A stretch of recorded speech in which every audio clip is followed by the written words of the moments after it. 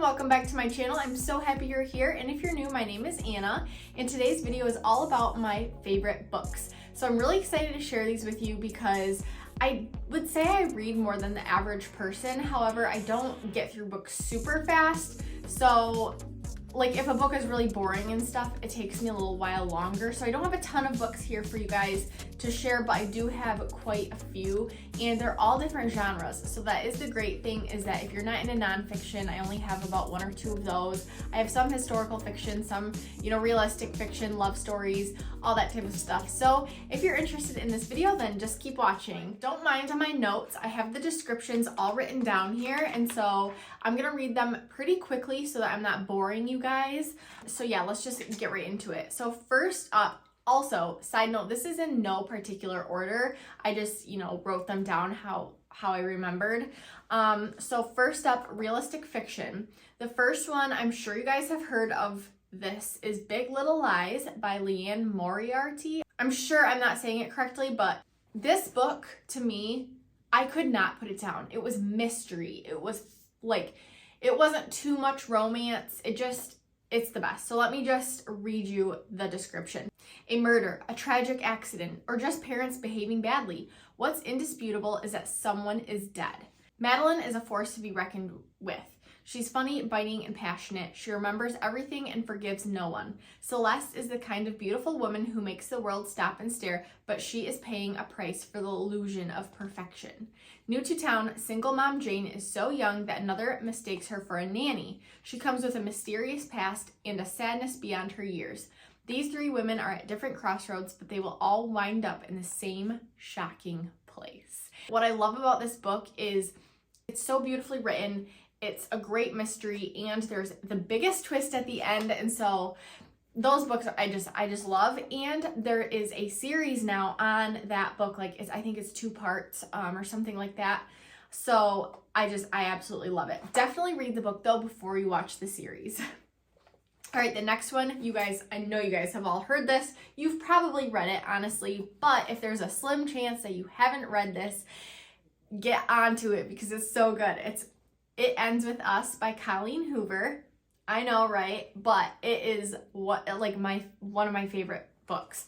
It really opened my eyes to domestic abuse and how women can get into that, into that thought process. You really were in her head, and you liked, I even liked the abuser. I was not really, but I could feel how she was in love with him and how she didn't want to leave him, but he's an abuser, and so it really opened my eyes. And that's just an amazing thing for Colleen Hoover to do, because 1 in 3 women are domestically abused. I know you guys have seen this on TikTok though, but let me read it really quick. Sometimes it is the one who loves you who hurts you the most. Lily hasn't always had it easy, but that's never stopped her from working hard for the life she wants. She's come a long way from the small town in Maine where she grew up. She graduated from college, moved to Boston, and started her own business. So when she feels a spark with a gorgeous neurosurgeon named Ryle, everything in Lily's life suddenly seems almost too good to be true. Ryle is assertive, stubborn, maybe even a little arrogant. He's also sensitive, brilliant, and has a total soft spot for Lily. And the way he looks and scrubs certainly doesn't hurt. Lily can't get him out of her head. But Ryle's complete aversion to relationships is disturbing. Even as Lily finds herself becoming the exception to his no dating rule, she can't help but wonder what made him that way in the first place. As questions about her new relationship overwhelm her, so do thoughts of Alice, her first love and a link to the past she left behind. He was her kindred spirit, her protector. When Atlas suddenly reappears, everything Lily has built with Ryle is threatened. It doesn't sound like you're gonna think, a lot about it, but it's very, I was thinking about this book for days after, even weeks. I was having conversations with my friends about it that also read it, and we were just going so deep. My friend actually, after we talked about this book, she was sending me TED Talks. So those are my 2 all-time favorite realistic fiction books. I absolutely love those. They actually both have domestic abuse. So if you do not want to read about that, then I would say don't read those. Next up is a true story. It's a biography. It's called Alive, The Story of the Andes Survivors by Piers Paul Reed. And this one is very heart-wrenching. It's about the survivors on the Andes Mountains. It's eye-opening. we never know how much we take for granted, and it's very animal instinct and stuff, but it's very disturbing because it's humans. But anyway, it's a true story. I think that, you know, it's amazingly written. And so yeah, let me just read you the description. On October 12th, 1972, a plane carrying a team of young rugby players crashed into the remote snow-peaked Andes. Out of the 45 original passengers and crew, only 16 made it off the mountain alive. For 10 excruciating weeks, they suffered deprivations beyond imagining, confronting nature head-on at its most furious and inhospitable. And to survive, they were forced to do what would have once been unthinkable. This is their story, one of the most astonishing true adventures of the 20th century.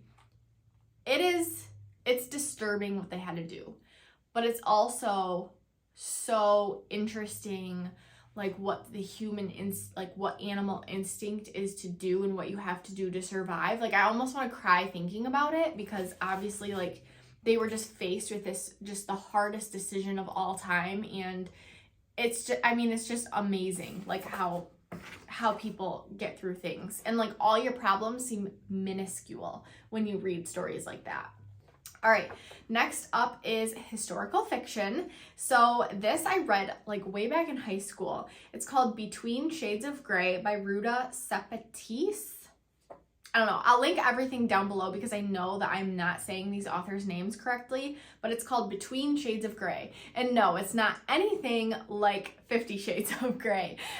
But this is historical fiction. This also is so eye-opening and like just gut-wrenching. Anyway, let me read the description for this. Lena is just like any other 15-year-old Lithuanian girl in 1941. She paints, she draws, she gets crushes on boys. Until one night when Soviet officers barge into her home, tearing her family from the comfortable life they've known. Separated from her father, forced onto a crowded and dirty train car, Lena, her mother, and her young brother slowly make their way north, crossing the Arctic Circle to a work camp in the coldest reaches of Siberia. Here they are forced, under Stalin's orders, to dig for beets and fight for their lives under the cruelest of conditions. Lena finds solace in her art, meticulously and at great risk documenting events by drawing, hoping these messages will make their way to her father's prison camp to let him know they are still alive. It is a long and harrowing journey, spanning years and covering 6,500 miles, but it is through incredible strength, love, and hope that Lena ultimately survives. Between Shades of Grey is a novel that will steal your breath and capture your heart. All right, next up is a smut book. My favorite smut book, like I haven't read a ton of these, so, you know, like I said, take these with a grain of salt. If you're like a huge avid reader, you know, I think you would like these, but maybe there's better ones out there. But I've read 50 Shades of Grey. I've only watched the movie. That might make a difference. That would make a difference because all books are better than movies. But I watched the movie for 50 Shades of Grey. To me, it was just like unrealistic, and I didn't really like it or connect with it or anything. Like, I didn't like the storyline. But this one, okay. Like, let's just say okay, because it's so good. I love the story. It's very, very spicy, like very spicy. So anyway, it's called Barred to You by Sylvia Day, and it's a series. So this is the Crossfire series #1. There is a #2. I read the #2. Obviously, the first one is always the best. I think there's even 3, 4, and 5. I was kind of getting sick of reading smutty books for a while, so I just kind of stopped the series, but definitely read this one. It's really good. So the description is, from #1 New York Times bestselling author Sylvia Day comes the provocative masterstroke of abandon and obsession that redefined the meaning of desire and became a global phenomenon. Gideon Cross came into my life like lightning in the darkness. He was beautiful and brilliant, jagged and white hot. I was drawn to him as I'd never been to anything or anyone in my life. I craved his touch like a drug, even knowing it would weaken me. I was flawed and damaged, and he opened those cracks in me so easily. Gideon knew he had demons of his own, and we would become the mirrors that reflected each other's most private wounds and desires. The bonds of his love transformed me, even as I prayed that the torment of our past didn't tear us apart. It was just so good. Very smutty. The next one, and like I said, all these books I couldn't put down. Like, I was reading too much during the day and not getting my stuff done. My self-help favorite book is Emotional Intelligence 2.0 by Travis Bradberry and Jean Graves. And this book is super cool, so I would say definitely buy it new, because there's a code in there that you actually take a quiz and it tells you like what your emotional intelligence level is. And so you have like your whole code, and I'm pretty sure there's like worksheets out online on this book. I did this in cosmetology school in my leadership group. We would read one chapter. Like, we didn't read it all at once. And I think this is the way to do it. Read it one chapter every week or like every couple days, and work on that one thing that it talked about per week, because then it's easier to remember. So anyway, this is all about emotional intelligence. It's very awesome. I'll read the description. For the first time ever in a book, Talent Smart's revolutionary program helps people identify their EQ skills, build these skills into strengths, and enjoy consistent performance in the pursuit of important life objectives. The book contains proven strategies from a decade-long effort to accurately measure and increase emotional intelligence. Trusted by upper leaders inside companies worldwide, these strategies will enable you to capitalize on the skills responsible for 58% of performance in all types of jobs. It includes a passcode for online access to the world's best-selling emotional intelligence test, the Emotional Intelligence Appraisal, which will show you where your EQ stands today and what you can do to begin maximizing it immediately. Rooted in sound research involving more than 500,000 responses, this new edition of the test will... so I think maybe there's like a 3.0 out now. But anyway, yeah, I won't like read the rest of it. You guys get the idea. It's super awesome. I think everyone should read that. All right, we are on to the last book, and I saved this for last just because if you are not interested in tennis, you probably would not read this, but I mean, if you want to, go ahead. It's a really great book. I actually cried when it was over. I read the last page and I cried. Like, I still remember that.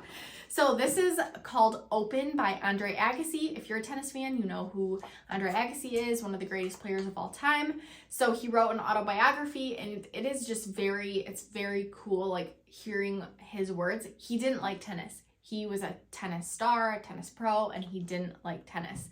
And you guys know, like, if you play, how emotional tennis can be and how hard it is. And yeah, let me read the description. From Andre Agassi, one of the most beloved athletes in history and one of the most gifted men ever to step onto a tennis court, a beautiful, haunting autobiography. Agassi's incredibly rigorous training begins when he is just a child. By the age of 13, he is banished to a Florida tennis camp that feels like a prison camp. Lonely, scared, a 9th grade dropout, he rebels in ways that will soon make him a 1980s icon. He dyes his hair, pierces his ears, dresses like a punk rocker. By the time he turns pro at 16, his new look promises to change tennis forever, as does his lightning-fast return. And yet, despite his raw talent, he struggles early on. We feel his confusion as he loses to the world's best, his greater confusion as he starts to win. After stumbling in 3 Grand Slam finals, Agassi shocks the world and himself by capturing the 1992 Wimbledon. Overnight, he becomes a fan favorite and a media target. Agassi brings a near photographic memory to every pivotal match and every relationship. He reveals a shattering loss of confidence, and he recounts his spectacular resurrection, a comeback climaxing with his epic run at the 1999 French Open and his march to become the oldest man ever ranked number 1. In clear, top pros, Agassi evokes his loyal brother, his wise coach, his gentle trainer, and all the people who help him regain his balance and find love at last with Stephanie Graf. Inspired by her quiet strength, he fights through crippling pain from a deteriorating spine to remain a dangerous opponent in the 21st and final year of his career. Entering his last tournament in 2006, he's hailed for completing a stunning metamorphosis from nonconformist to elder statesman, from dropout to education advocate. And still, he's not done. At a U.S. Open for the ages, he makes a courageous last stand, then delivers one of the most stirring farewells ever heard in a sporting arena. With his breakneck tempo and raw candor, Open will be read and cherished for years. A treat for ardent fans, it will also captivate readers who know nothing about tennis. Like Agassi's game, it sets a new standard for grace, style, speed, and power. Okay, there we go. That's all the books that I totally 100% recommend because they are my all-time favorite. Can't put them down. Cried when they're over. Just a very eye-opening, gut-wrenching, books. So I hope you guys enjoyed this video. Make sure to comment down below what your favorite book is so that I can read it. I'm actually starting a book club with my friend, so I should be reading a lot more. And yeah, make sure to subscribe, hit the bell for post notifications. I post every Wednesday and Saturday. I will see you next time. Bye!